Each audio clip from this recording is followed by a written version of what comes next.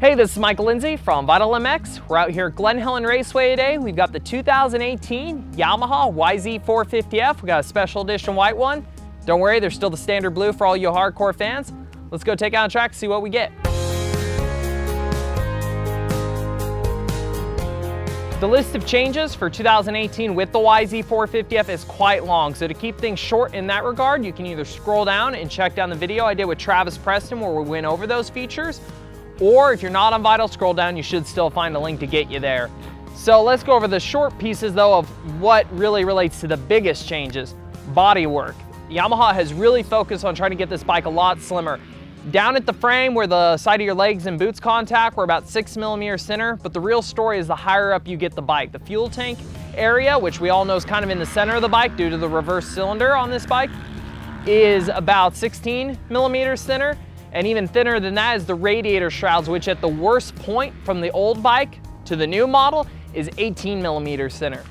They really were able to accomplish this by changing the radiators. They're now actually rotated forward on the bike, and because of that gap area, they were able to make the radiator shrouds what they call concave instead of convex, where the shrouds normally went and wrapped out to their widest point.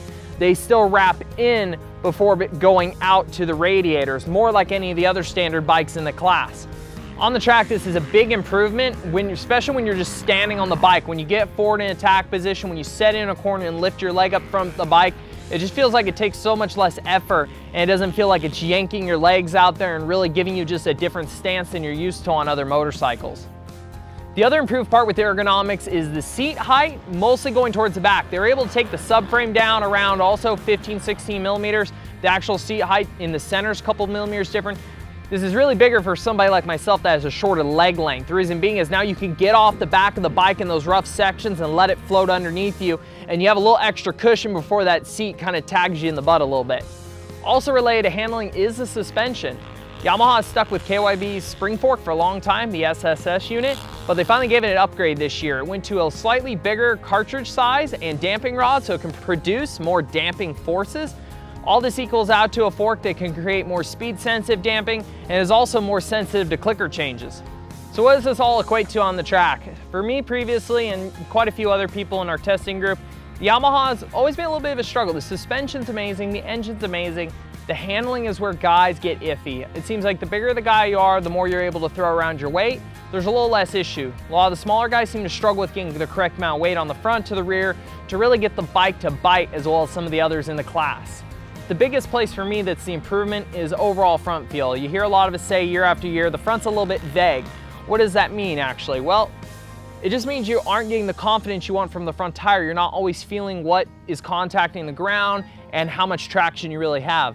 The new bike with more flex offers a little bit more feel to the rider with the front end, but at the same time, they've also improved how planted it is. It's been a while since I've been able to jump on a YZ450, lay it into a long corner and feel confident enough to keep the lean angle all the way through. Today, a couple of the sand cores and just deep muddy ruts we hear at Glen Helen is just a little bit easier, and it's been a long time to just lay it in and kind of mindlessly let it float through that corner. How about the engine? That's one hard thing to always say the Yamaha doesn't have enough of. They've still improved it, cylinder head, piston, throttle body, a lot of little changes. Once again, check out the extended piece on that. It's amazing to hear these guys talk about gaining 3 horsepower at certain places in the rev range. The bike is still so easy to ride. FI has offered, you know, an insane amount of controllability with these bikes. Also the gearing, even though it makes that much power, they have quite a small rear sprocket in the back.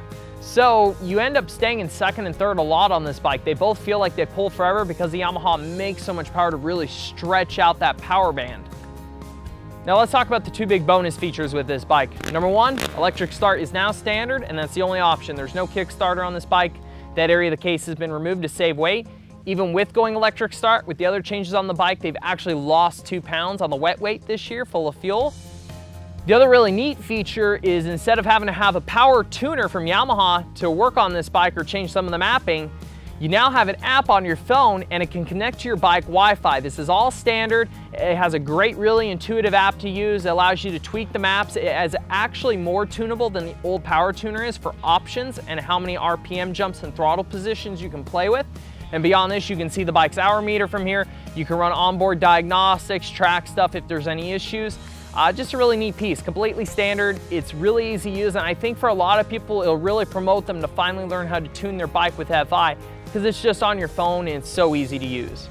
So I think overall the most interest will be when we get this bike out on a few of our tracks, mostly find some hard packs, see if that front end consistency we found today is still there when you throw it into those conditions. You know, it's always interesting the first year on a new chassis and suspension, really see how pliable and how easy it is to adapt to each track we go to. We got a little bit of testing coming up, and it's really interesting because we only got about 4 weeks here until we're entering shootout time. So we'll go back, put a little more work in, and stay tuned for some comparisons.